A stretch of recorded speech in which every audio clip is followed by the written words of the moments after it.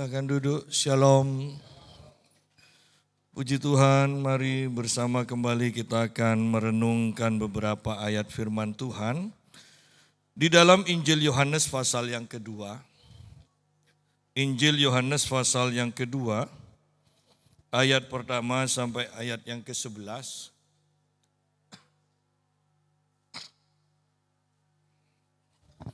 Perkawinan di Kana. Pada hari ketiga ada perkawinan di Kana yang di Galilea. Dan ibu Yesus ada di situ. Yesus dan murid-muridnya diundang juga ke perkawinan itu. Ketika mereka kekurangan anggur, ibu Yesus berkata kepadanya, "Mereka kehabisan anggur." Kata Yesus kepadanya, "Mau apakah engkau daripadaku, ibu? Saatku belum tiba." Tetapi ibu Yesus berkata kepada pelayan-pelayan, "Apa yang dikatakan kepadamu, buatlah itu." Di situ ada 6 tempayan yang disediakan untuk pembasuhan menurut adat orang Yahudi. Masing-masing isinya 2-3 buyung. Yesus berkata kepada pelayan-pelayan itu, "Isilah tempayan-tempayan itu penuh dengan air," dan mereka pun mengisinya sampai penuh. Lalu kata Yesus kepada mereka, "Sekarang cedoklah dan bawalah kepada pemimpin pesta." Lalu mereka pun membawanya. Setelah pemimpin pesta itu mengecap air yang telah menjadi anggur itu, dan ia tidak tahu dari mana datangnya, tetapi pelayan-pelayan yang mencedok air itu mengetahuinya. Ia memanggil mempelai laki-laki dan berkata kepadanya, "Setiap orang menghidangkan anggur yang baik dahulu, dan sesudah orang puas minum barulah yang kurang baik. Akan tetapi engkau menyimpan anggur yang baik sampai sekarang." Hal itu dibuat Yesus di Kana yang di Galilea sebagai yang pertama dari tanda-tandanya, dan dengan itu ia telah menyatakan kemuliaannya dan murid-muridnya percaya kepadanya. Nah, kita akan bahas ayat-ayat yang kita sudah kenal dan sangat dikenal. Perkawinan di Kana. Ya. Dan setiap orang Kristen yang saya ketahui banyak yang ingin dikawin di Kana. Sehingga yang ke Israel dengan pasangannya biasanya kawin lagi di sana. Ya. Ingin mengecap rasanya kawin di Kana. Padahal juga sama aja. Ya, sama aja, hanya lain tempat, apalagi lain umur sudah. Ya, gregetnya kan sudah tidak ada. Ya, nah, perkawinan di Kana ini adalah mujizat Yesus yang sangat dikenal oleh orang-orang Kristen. Dikatakan pada hari ketiga ada perkawinan di Kana yang di Galilea. Dan ibu Yesus ada di situ. Yesus dan murid-muridnya diundang juga ke perkawinan itu. Jadi perkawinan yang kelihatannya penuh dengan sukacita. Perkawinan yang sudah dipersiapkan sedemikian rupa. Ternyata di tengah jalan ada masalah. Bersyukur mereka mengundang Yesus. Ya. Karena perkawinan menurut adat orang Yahudi seringkali berjalan 7 hari. Ya. Ini tidak tahu hari keberapa mereka kekurangan anggur. Dan kalau mereka kekurangan anggur, kalau bagi kita mungkin, hanya kurang anggur. Ya. Kalau prasmanan kan, kalau kurang, ada yang bingung, ada yang berpikir, sudah berarti ya selesai makannya. Ya kan? Berarti rencana Tuhan supaya kolesterol tidak naik kan. Nah, di sini tidak demikian. Kalau mereka kekurangan anggur, berarti pernikahan itu akan ada masalah. Mereka percaya itu tidak baik. Mereka juga percaya bahwa pernikahan itu harus dibatalkan. Ya. Sehingga bagi kita mungkin hal yang kecil, tetapi bagi bangsa Yahudi, kekurangan anggur berarti pernikahan harus batal. Dan itu masalah besar. itu berbicara tentang aib keluarga, ya kan? Dan kalau sudah seperti itu, kita tahu bahwa ini masalah besar. Jadi yang kita bisa petik di sini adalah sehebat apapun kita merencanakan sesuatu, sesempurna apapun kita merencanakan sesuatu, ingat bisa aja ada kekacauan, kegagalan, kerumitan di tengah jalan. Oleh karena itu, jangan lupa melibatkan Tuhan. Seringkali karena kita sudah ahli, sudah pandai, sudah berpengalaman, kita tidak pernah melibatkan Tuhan. Kalau kita perhatikan bahkan di dalam kesehatan kan, kita mau atur makanan sedemikian rupa, mau ditimbang kalorinya, mau diukur berapa, makanannya harus 4 sehat 5 tambah lagi, ya kan?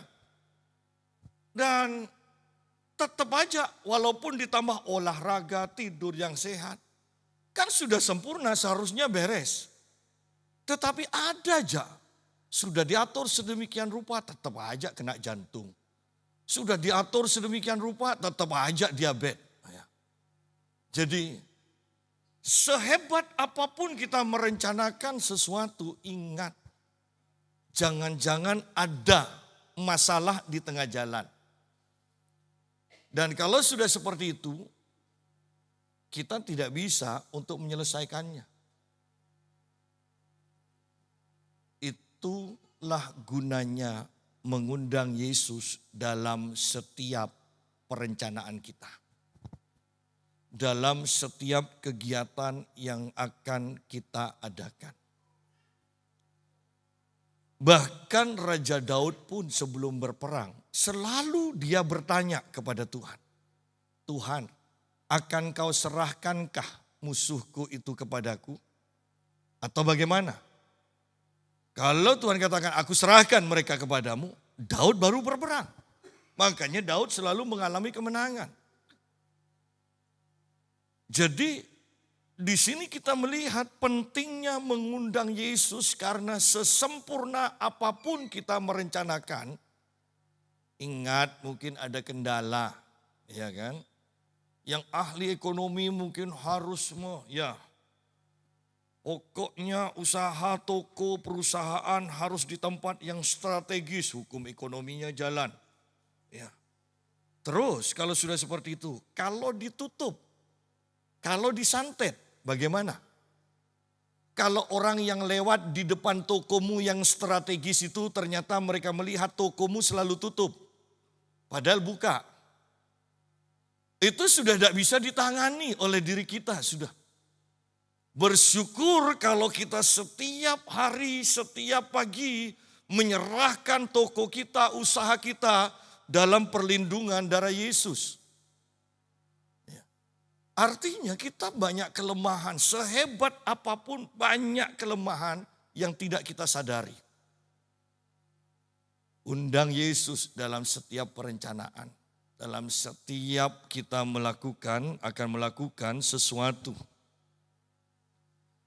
Ayat yang kedua, Yesus dan murid-muridnya diundang juga ke perkawinan itu. Ketika mereka kekurangan anggur, Ibu Yesus berkata kepadanya, mereka kehabisan anggur. Ini masalah besar, tadi kita sudah bahas, ini masalah besar. Dan bersyukur Ibu Yesus juga ada di sana. Dia tahu yang bisa mengatasinya hanya Yesus. Dan tidak mudah loh bersikap seperti Maria, ibu Yesus ini.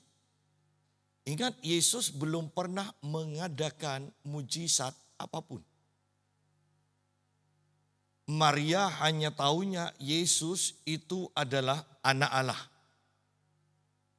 Yesus adalah anaknya yang dikandung oleh Roh Kudus. Hanya itu yang Maria tahu. Maria belum pernah melihat Yesus melakukan mujizat. Ya. Sehingga tidak mudah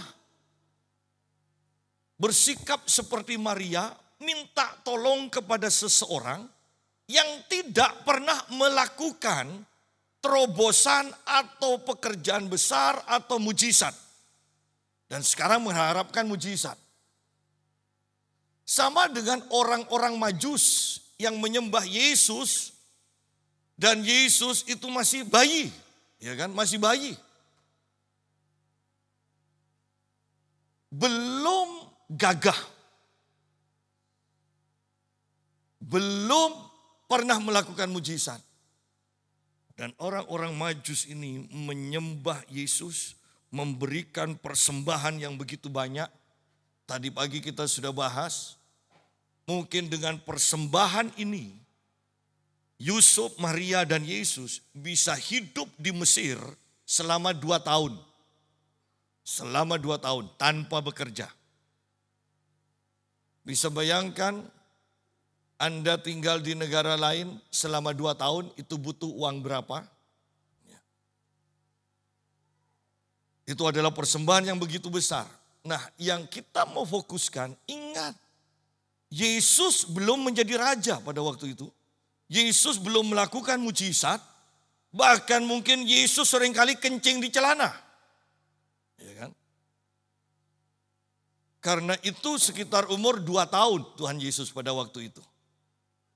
Bisa aja sudah pandai kencing sendiri atau kencing di celana. Kan tidak mudah untuk menyembah bayi yang seperti itu.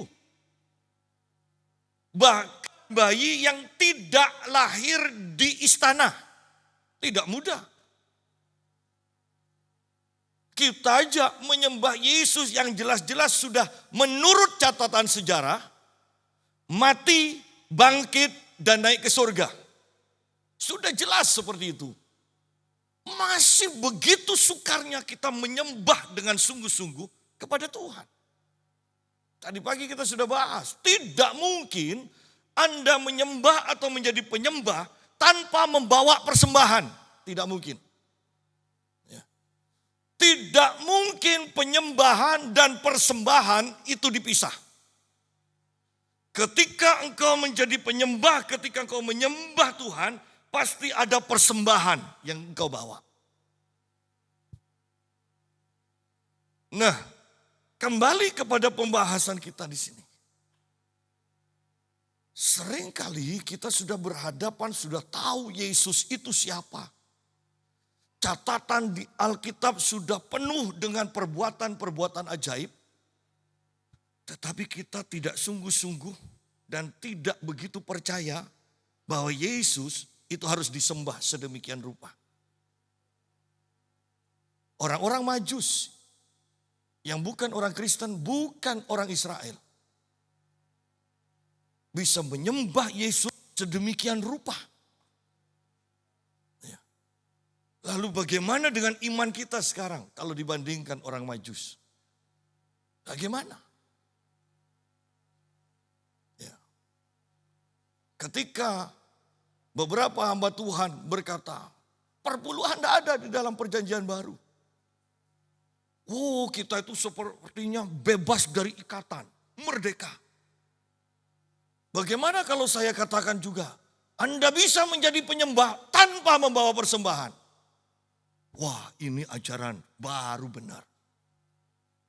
Seringkali kita itu tidak mau mengikuti aturan-aturan yang sudah jelas di dalam Alkitab. Anda bisa bayangkan seorang raja yang sudah ditaklukkan oleh raja yang lain.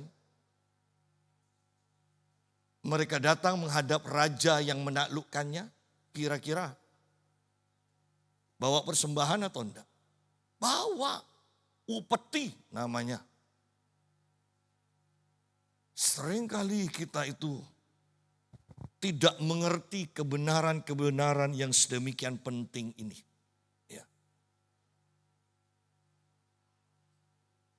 Ada masalah dalam pernikahan itu, perkawinan itu. Ketika mereka kekurangan anggur, Ibu Yesus berkata kepadanya, mereka kehabisan anggur. Ketika engkau mempunyai masalah, engkau datang kepada siapa? Oh, itu penting. Ketika kita mempunyai masalah, kita datang kepada siapa terlebih dulu?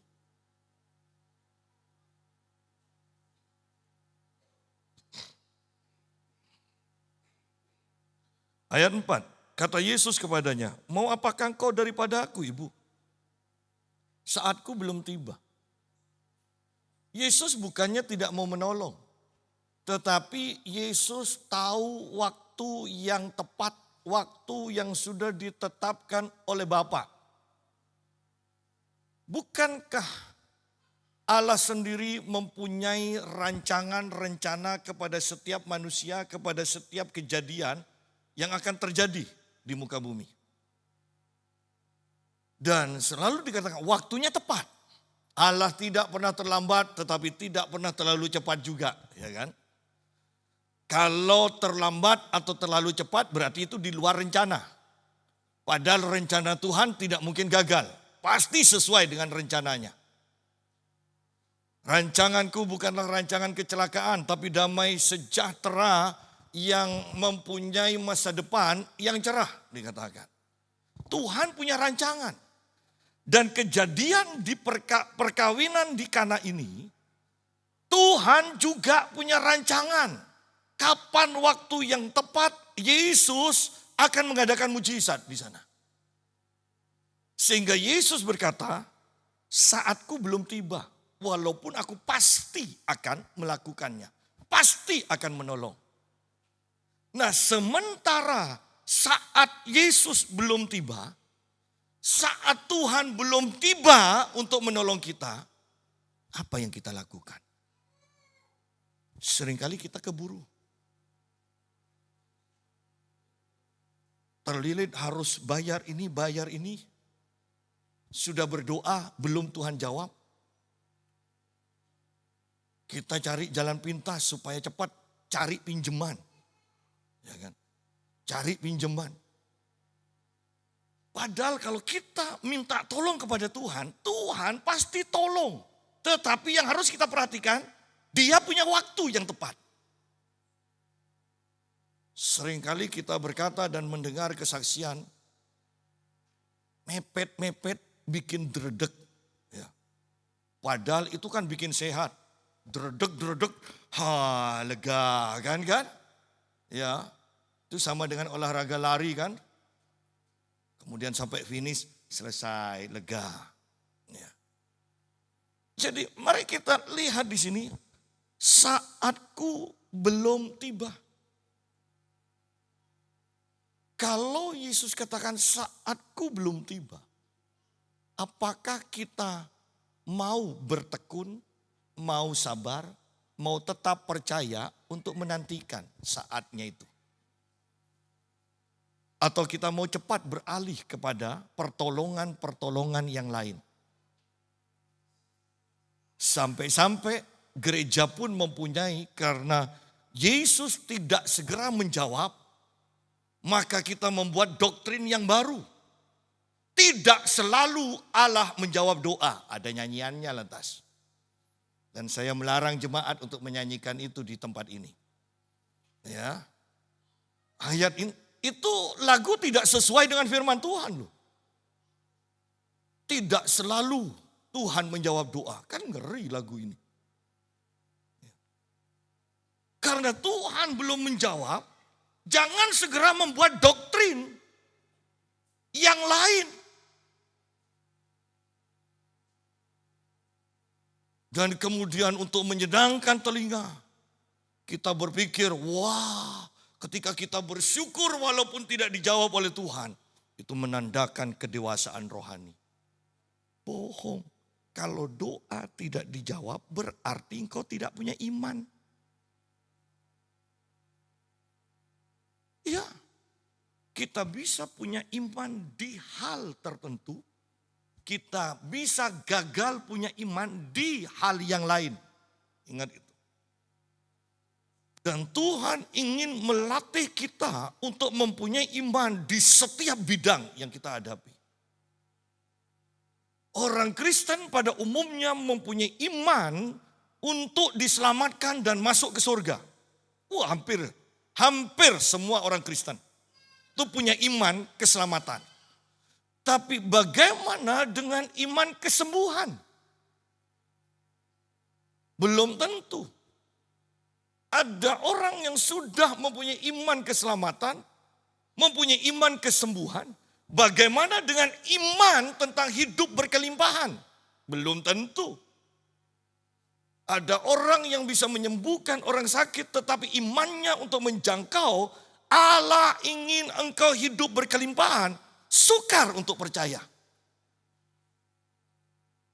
Padahal semuanya disediakan Tuhan bagi kita. Tetapi kita butuh iman untuk meraih apa yang Tuhan sediakan. Kembali kepada pembahasan kita. Bahwa Tuhan pasti menolong, hanya masalah waktu. Tuhan pasti menjawab doa kita, hanya masalah waktu. Jangan cepat menyerah, jangan ingin cepat-cepat dijawab Tuhan. Biarkan waktu Tuhan yang menjawabnya. Ingat bangsa Israel? Sudah jelas Tuhan pimpin mereka ke tanah perjanjian yang penuh melimpah dengan susu dan madu.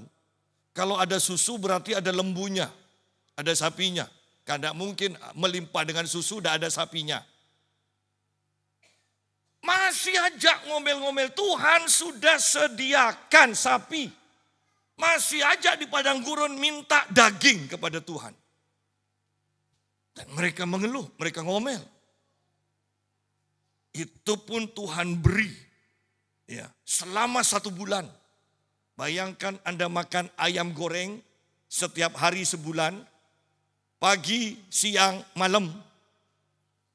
Hari pertama, hari kedua asik. Hari ketiga Anda sudah geleng-geleng. Hari ketujuh kalau dipaksa Anda akan muntah. Sama seperti bangsa Israel. 1 bulan aku kasih. Tetapi sebenarnya bukankah mereka tidak perlu mengeluh kepada Tuhan? Sudah jelas rancangan Tuhan. Di tanah perjanjian banyak sapi yang bisa engkau makan itu. Mau dimakan mati atau dimakan hidup. Keburu aja minta daging. Ya. Keburu. Dan akhirnya mereka mendapat hukuman. Bisa bayangkan ketika kita keburu. Kita mungkin punya uang. Anak kita yang masih umur 13 tahun minta SIM. Dan kasihan. Anda bisa bayangkan kalau masih umur 13 diberi SIM. Ya kita mampu karena kita punya uang. Beli SIM. Tapi apakah akan mendatangkan kebaikan bagi anak itu? Tuhan punya waktu yang tepat. Jangan cepat-cepat membuat doktrin yang baru. Jangan cepat-cepat menyerah. Jangan cepat-cepat mengeluh. Sebelum itu Anda terima. Karena itu pasti kita akan terima. Ya. Saatku belum tiba. Dan Maria mengerti bahwa ini bukan penolakan. Banyak hamba Tuhan mengartikan ketika sampai di sini, mengartikan Tuhan, doa ini tidak berkenan kepada Tuhan. Tetapi Maria tidak seperti itu. Saatku belum tiba. Maria mempunyai pengertian bahwa Tuhan Yesus pasti akan melakukan mujizat. Pasti akan turun tangan. Saatku belum tiba. Tetapi Ibu Yesus berkata kepada pelayan-pelayan. Nah ini bahwa Maria percaya Yesus pasti melakukan mujizat. Yesus pasti menolong. Hanya masalah waktu. Jangan ambil kesimpulan sendiri. Jangan menafsirkan yang salah akan perkataan Yesus. Ya. Jangan menafsirkan yang salah. Tetapi Ibu Yesus berkata kepada pelayan-pelayan, apa yang dikatakan kepadamu, buatlah itu. Perhatikan di sini. Ketika Maria berkata, apa yang dikatakannya kepadamu, kepada pelayan-pelayan itu, perbuatlah itu. Namanya pelayan mendapat perintah itu, maka dia akan mengikuti kemanapun Yesus pergi di rumah itu, di rumah yang mengadakan acara pernikahan. Pelayan itu tidak akan jauh dari Yesus. Karena pelayan itu mendapat perintah, siap untuk menerima perintah dari Yesus. Apapun yang dikatakannya, lakukan. Sehingga kita lihat, kita bisa renungkan, bayangkan, pasti pelayan ini ada selalu di dekat Yesus. Siap untuk menerima perintah Yesus. Ketika kita sudah berdoa, apakah kita selalu dekat dengan Yesus? Ketika doa kita sepertinya tidak dijawab dan belum dijawab, selama itu kita ada di mana? Apakah kita dekat Yesus? Dekat Tuhan dengan waktu-waktu pribadi kita bersama Tuhan? Atau kita malah menjauh, Allah belum waktunya, sudah santai aja. Ketika kita meminta kebangunan rohani, selama kebangunan rohani itu belum diberi, belum dikerjakan oleh Tuhan, kita ada di mana? Perhatikan di sini. Kita ada di mana? Kita selalu bersaksi, menginginkan kebangunan rohani. Kita sudah berdoa, sementara doa belum dijawab. Pertanyaannya, apakah engkau sedang ada dalam posisi siap melakukan apapun juga yang Tuhan akan perintahkan? Sementara doa itu belum dijawab, ada di mana kita? Apakah terus bertekun di dalam doa dekat dengan Tuhan? Bahkan mungkin siap untuk melakukan perintah Tuhan yang tidak berhubungan dengan proses, ya kan? Dengan proses penjawaban doa. Apakah kita siap untuk melakukannya? Seringkali banyak permintaan kita. Dan Tuhan tidak pernah bingung dengan banyaknya permintaan kita atau besarnya permintaan kita. Yang jadi masalah, sementara engkau menantikan jawaban doa itu, engkau ada di mana? Apakah engkau ada dalam posisi selalu siap untuk mendengarkan perintah Tuhan? Apakah kita selalu ada posisi dalam keadaan siap untuk menerima perintah Tuhan? Atau kita jauh dari Tuhan? Kalau kita jauh, bagaimana kalau Yesus berkata, ini waktunya aku melakukan mujizat? Siapa yang tahu tempat tempayan yang penuh dengan air itu? Siapa yang tahu? Siapa yang akan mengangkat? Bukankah itu adalah pelayan-pelayan itu yang tahu tempatnya, yang siap untuk mengangkat?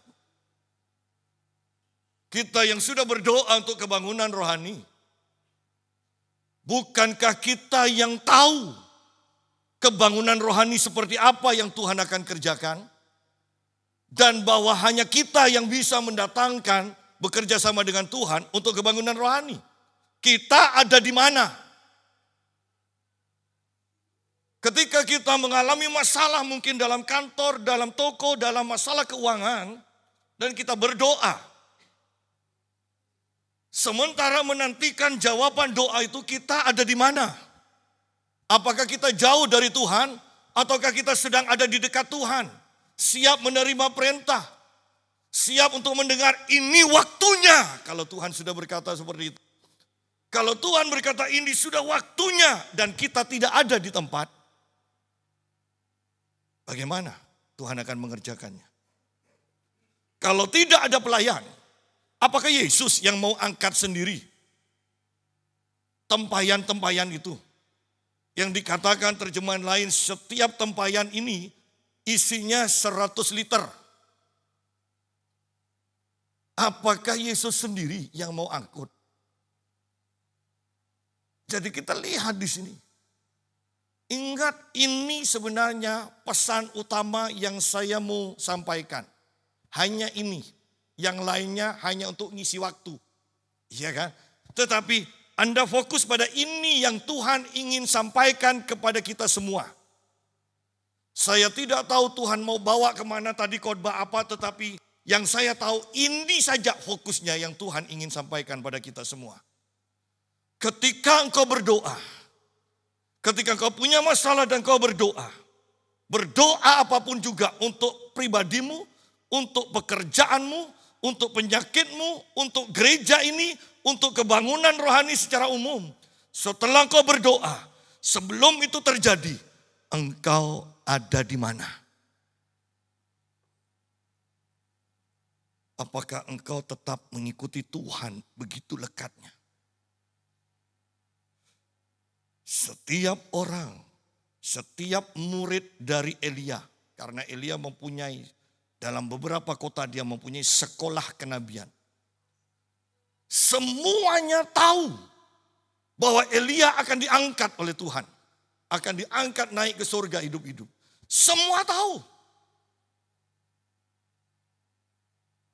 Dan menurut adat kebiasaan orang Yahudi, mereka tahu kok. Kalau seseorang akan meninggal, dia pasti akan melepaskan berkat kepada keturunannya. Dan Anda kalau baca itu, hanya Elisa yang ada di dekat Elia. Murid-murid yang lain, nabi-nabi murid dari Elia. Kalau Anda perhatikan, Anda baca, mereka melihat dari jauh. Jauh. Dan mereka tidak mendapatkan apa-apa. Mereka tidak mendapatkan apa-apa. Bahkan sukar untuk percaya ketika engkau melihat Tuhan dari jauh. Sukar untuk percaya. Murid-murid Elia yang lain. Ketika Elia naik ke surga, murid-murid itu berkata, padahal mereka sudah mendapatkan pesan, Elia pasti naik ke surga, diangkat hidup-hidup. Murid-murid berkata kepada Elia, maukah engkau kami menyuruh orang untuk mencari Elia itu di mana? Bisa jadi dia naik kemudian dilempar Tuhan di satu tempat. Tuh. Padahal mereka sudah tahu Elia akan diangkat ke surga. Saya mau katakan, banyak orang Kristen menerima khotbah-khotbah, pengajaran demi pengajaran yang diurapi, yang penuh dengan kuasa. Tetapi mereka tidak bisa percaya atau sukar percaya. Karena dalam kehidupan sehari-hari mereka hidup jauh dari Tuhan. Tidak dekat dengan Tuhan. Hidup jauh dari Tuhan. Ini kan mengerikan. Kita orang Kristen, kita selalu mengaku dekat dengan Tuhan. Bahkan Alkitab mengatakan roh Tuhan ada pada kita, di dalam kita. Tetapi kok sukar untuk percaya kepada Tuhan? Ya, kenapa kok sukar? Karena sebenarnya kita hanya mengawasi dari jauh. Kita tidak hidup dekat dengan Tuhan. Orang yang hanya berjalan mengikuti Tuhan dari jauh, mereka tidak dapat apa-apa. Bagaimana dengan Musa ketika gunung itu dipenuhi awan kemuliaan Tuhan? Dikatakan Musa masuk lebih dekat, masuk lebih dalam lagi.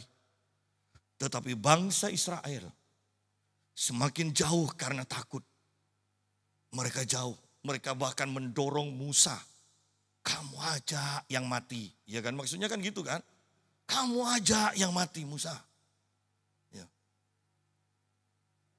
Jadi kita lihat di sini Bagaimana Musa melihat Tuhan dan mendapatkan Tuhan, wajahnya bercahaya dengan kemuliaan Tuhan. Bukankah itu berbicara tentang kemuliaan yang diimpartasikan? Tetapi bangsa Israel bukan saja tidak mendapatkan apa-apa dari Tuhan, karena mereka hidup jauh, maka mereka begitu mudahnya beralih menyembah Allah yang lain. Ketika kita hidup jauh dari Tuhan, sekalipun engkau beribadah, saya mau tekankan sesuai dengan firman Tuhan, betapa mudahnya engkau dipengaruhi dan beralih kepada iman yang lain. Wow, itu sangat mengerikan. Dan akhirnya bangsa Israel yang tidak mau mendekat kepada Allah, menyembah Allah Mesir, lembu emas mereka buat.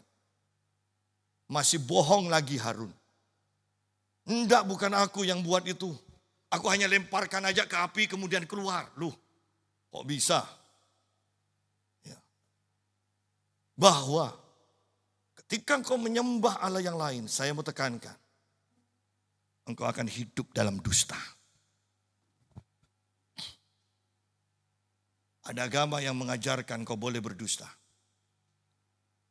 Sedangkan Yesus berkata, Bapa segala pendusta adalah iblis.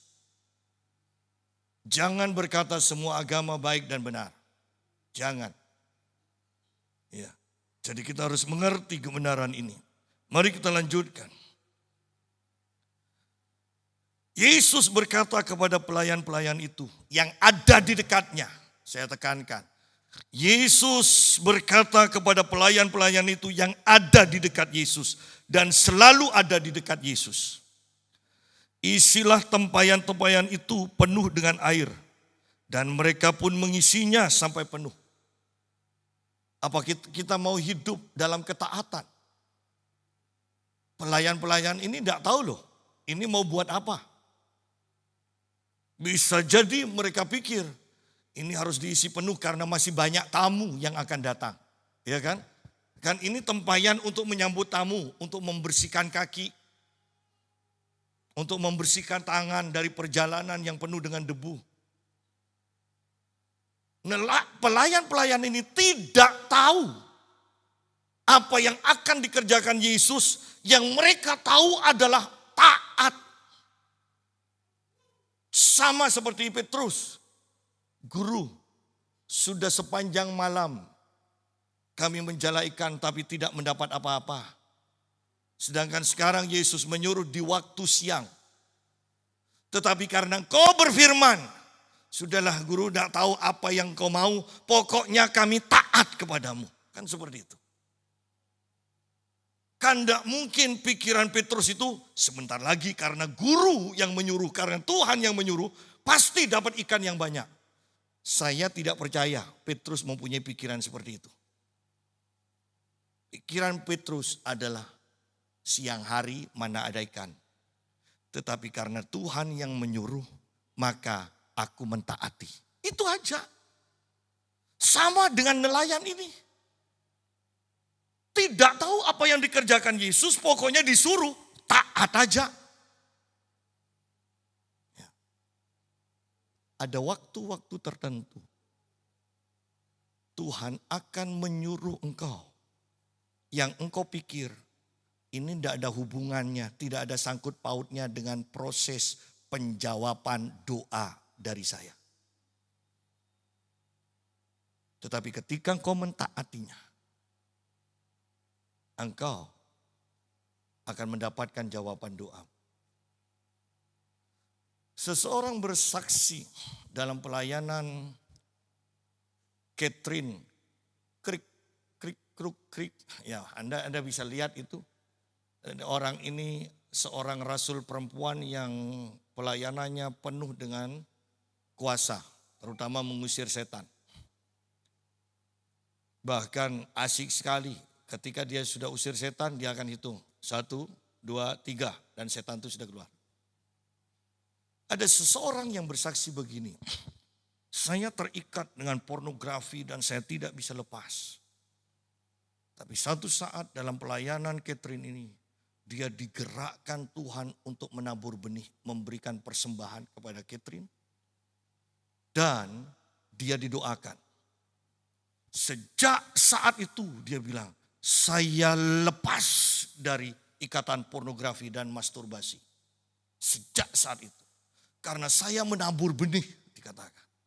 Mungkin kita berpikir, apa hubungannya menabur benih dengan kelepasan? Tidak ada hubungannya. Tetapi ketika dia mentaati suara roh yang berkata kepadanya, tidak ada hubungannya. Hanya ini dia taat, ternyata dia lepas. Bagaimana ketika kita mendapatkan perintah Tuhan yang menurut kita tidak ada hubungannya dengan doa dan keinginan kita. Ya. Di sini Yesus katakan, isilah tempayan-tempayan itu penuh dengan air. Dan mereka pun mengisinya sampai penuh. Mereka taat. Walaupun tidak ngerti untuk apa air ini. Kan Yesus tidak katakan kan, sebentar lagi aku akan ubah air itu jadi anggur. Enggak, hanya diisi. Ya. Lalu kata Yesus kepada mereka, sekarang cedoklah dan bawalah kepada pemimpin pesta. Lalu mereka pun membawanya. Kira-kira ketika mencedok, saya tidak berani memastikan itu masih air atau sudah anggur. Kalau ini masih air dan sementara dalam perjalanan berubah, itu akan membuat awal deg-degan. Dalam perjalanan kepada pemimpin pesta, ketika anggur itu mulai berubah, itu menggetarkan hati mereka. Karena mujizat terjadi di depan mata mereka. Saya percaya pemimpin pesta tidak pernah merasakan debaran jantung karena mereka tidak melihat proses mujizat itu. Saya tekankan sekali lagi bahwa engkau akan melihat dengan matamu sendiri mujizat yang Tuhan akan kerjakan. Dan itu akan membuat hati kita berkobar. Bayangkan mereka membawa, kok ini baunya kok anggur sekarang. Nah kan, di tengah perjalanan mereka berpikir, loh kok ada bau anggur? Anda bisa bayangkan dalam perjalanan mereka. Anda bisa bayangkan dalam perjalanan 10 orang kusta. Mereka berjalan dengan penyakit kustanya. Sementara di tengah jalan, satu persatu mereka disembuhkan. Ketika yang satu disembuhkan, yang 9 menjerit kegirangan keheranan. Yang satu disembuhkan, yang 9 lagi berteriak kegirangan dengan mujizat itu. Bayangkan sekarang di dalam gereja, yang satu mengalami mujizat, yang lain bersorak kegirangan. Yang satu lagi mengalami mujizat, yang lain lagi bersorak kegirangan. Inilah gereja. Saya menekankan, ini baru gereja. Bukan hanya sekedar nyanyi lompat-lompat. Tetapi melompat-lompat karena kegirangan. Melihat, mengalami mujizat yang Tuhan kerjakan.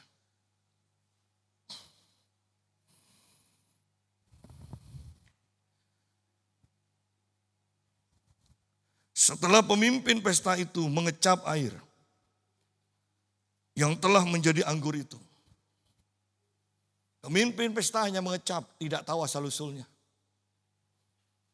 Tidak pernah merasakan debaran, ketakutan, kebimbangan dan kemudian berubah dengan debaran yang penuh dengan sukacita, kekaguman. Pemimpin pesta itu mengecap air yang telah menjadi anggur. Prosesnya tidak tahu. Hanya pelayan yang tahu. Dan ia tidak tahu dari mana datangnya. Sidang jemaat. Banyak orang yang tidak tahu tentang Tuhan, tentang mujizat, tentang anugerah Tuhan. Bahkan ketika kita mengalami hidup, misalnya punya banyak uang. Tahukah Anda bahwa itu adalah Tuhan yang memberi dan Tuhan punya rencana. Apa yang Tuhan rencanakan untuk uang yang dipercayakan kepadamu? Orang yang mendapatkan mimpi tentang akhir zaman misalnya. Tahukah engkau bahwa Tuhan punya rencana dengan memberikan engkau mimpi? Bersyukurkah kita setiap hari dengan apa yang terjadi dan kita alami? Dan tahukah kita bahwa setiap kejadian Allah punya rencana? Setiap berkat, setiap mujizat Allah punya rencana. Tahukah engkau? Pemimpin pesta tidak tahu proses mujizat, mereka tidak tahu. Setelah pemimpin pesta itu mengecap air yang telah menjadi anggur itu, dan ia tidak tahu dari mana datangnya. Tetapi pelayan-pelayan yang mencedok air itu mengetahuinya. Ingat doa Tuhan Yesus, Bapa, aku bersyukur karena engkau merahasiakan semua ini dari orang-orang bijaksana. Dan engkau hanya menyatakan kepada orang-orang yang sederhana. Itu doa Yesus. Tetapi pelayan-pelayan yang mencedok air itu mengetahuinya. Dan pemimpin pesta itu memanggil mempelai laki-laki. Yang dipanggil untuk ditanyai salah lagi. Ya kan? Bukankah seringkali itu yang terjadi dalam kehidupan banyak orang Kristen? Mereka tanya kepada orang yang salah. Ya. Sungguh-sungguhkah Tuhan masih mau menyembuhkan dan menyembuhkan saat ini? Kalau engkau bertanya pada orang yang salah, habis imanmu. Ya kan? Karena tidak semua orang Kristen, tidak semua pendeta percaya bahwa Yesus Tuhan masih menyembuhkan sekarang. Kalau engkau bertanya, sungguh-sungguhkah perpuluhan itu masih ada saat ini? Kalau engkau bertanya pada orang yang salah, habis kau. Iya, habis. Lihat di sini, pemimpin pesta bukan bertanya kepada pelayan. Iya, sebagai pemimpin mau tanya kepada pelayan itu hal yang memalukan. Tetapi kalau diperlukan, kenapa tidak? Pemimpin pesta bertanya pada orang yang salah, mempelai laki. Dan mempelai laki tidak tahu apa yang terjadi. Bukan hanya tidak tahu prosesnya bagaimana, tetapi dia pun tidak tahu bahwa sebenarnya dia ada dalam masalah yang sangat kritis. Bahwa pernikahannya akan hancur. Dia tidak tahu. Dan pemimpin pesta bertanya kepada orang yang tidak tahu apa-apa ini. Betapa mengerikan ketika kita menjadi seperti pemimpin pesta ini. Bertanya kepada orang yang tidak tahu apa-apa. Bertanya kepada orang yang hanya tahu teori, tidak pernah mengalami Tuhan. Ya.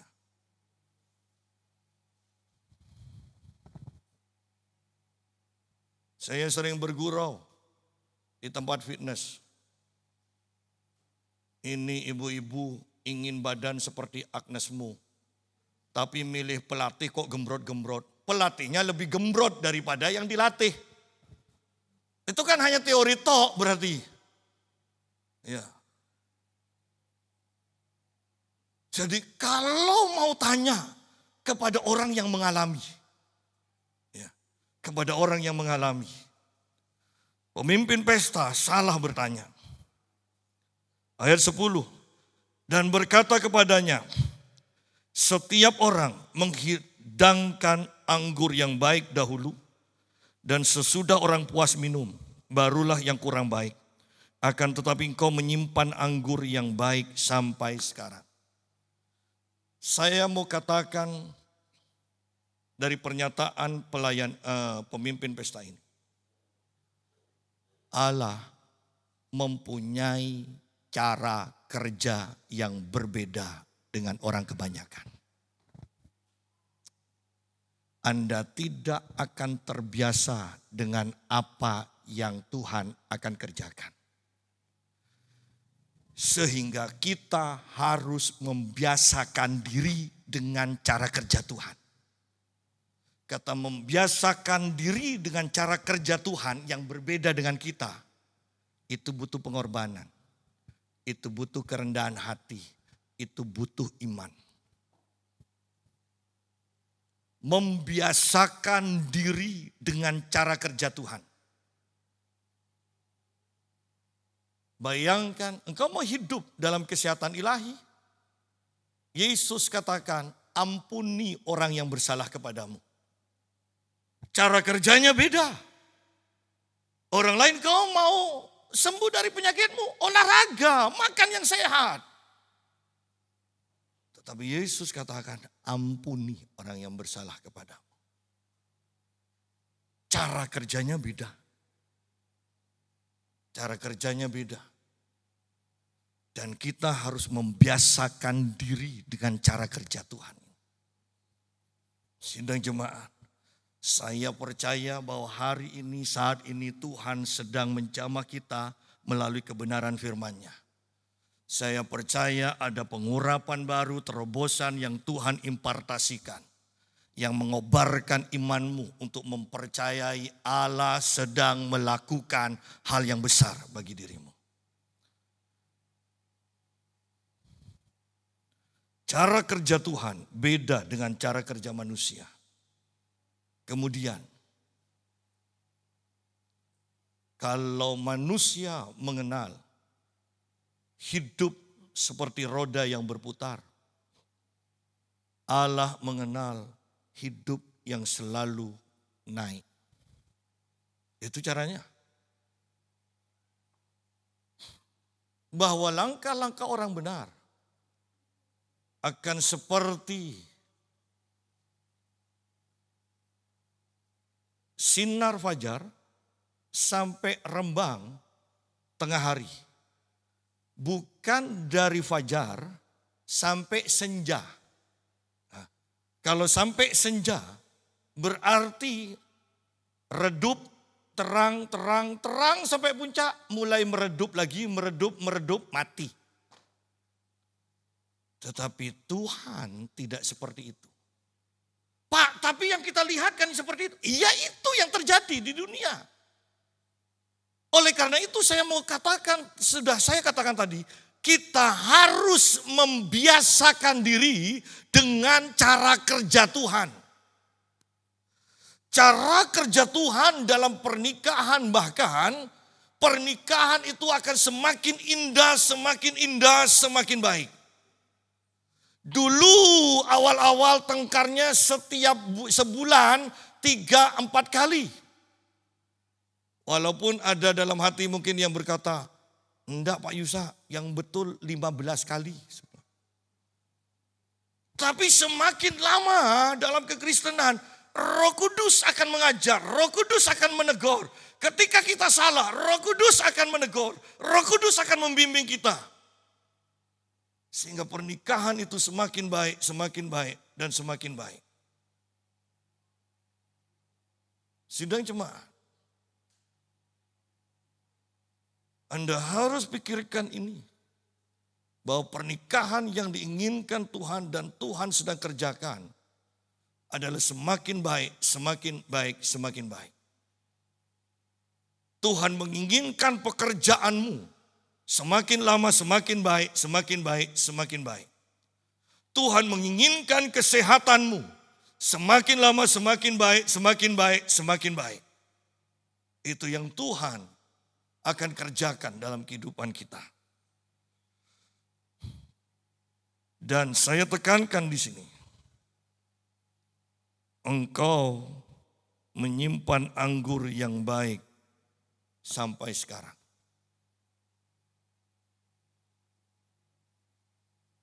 Biarlah kata menyimpan ini pun kita tahu. Allah sedang menyimpan. Allah sedang menyimpan yang baik dan terbaik bagi kita. Arti kata simpanan, Kalau engkau membutuhkan, simpanan itu akan dicairkan. Anda punya simpanan yang disimpan oleh Tuhan. Kalau engkau butuh, engkau berdoa dan itu akan dicairkan oleh Tuhan. Engkau akan menerima. Engkau akan mengalami mujizat. Engkau akan mengalami kesembuhan. Engkau akan mengalami terobosan. Engkau akan mengalami semua yang baik yang kau inginkan. Karena yang disimpan itu sedang dicairkan untukmu. Hal itu dibuat Yesus di Kana yang di Galilea sebagai yang pertama dari tanda-tandanya, tanda-tanda yang ajaib. Sebagai yang pertama, berarti ada yang kedua, ada yang ketiga, ada yang keempat. Pak, kan Yesus sudah naik ke surga, masih diteruskan. Kemampuan untuk mengadakan tanda-tanda ajaib diberikan kepada para rasul. Para rasul kepada penerusnya dan sampai kepada kita. Bahkan Tuhan gregetan. Kenapa kok cara kerjanya, impartasinya kok pelan? Sehingga dalam kitab Yoel, dalam kisah para rasul dikatakan, di akhir zaman aku akan mencurahkan rohku kepada semua orang. Kepada semua orang. Ini kan seru, kepada semua orang. Hanya tidak semua orang akan menerima. Ada yang menolak. Tetapi yang Tuhan kerjakan semua akan menerima. Tuhan memberikan itu kepada semua orang. Dicurahkan kepada semua orang. Tetapi respon setiap orang berbeda. Ada yang menerima, ada yang menolak.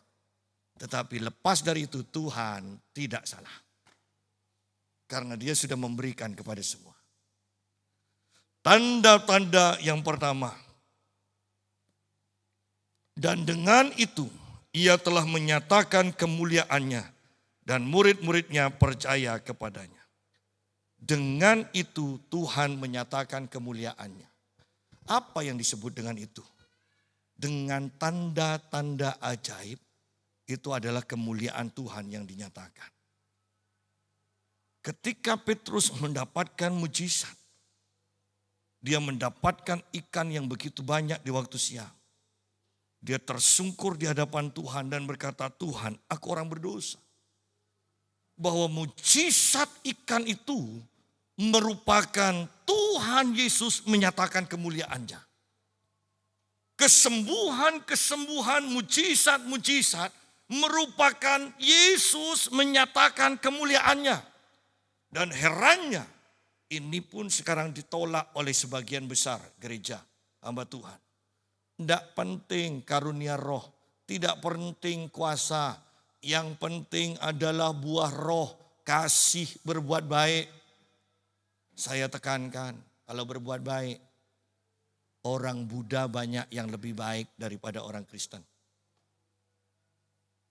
Saya tekankan kembali tanpa bosan. Banyak orang berbondong-bondong ikut Yesus.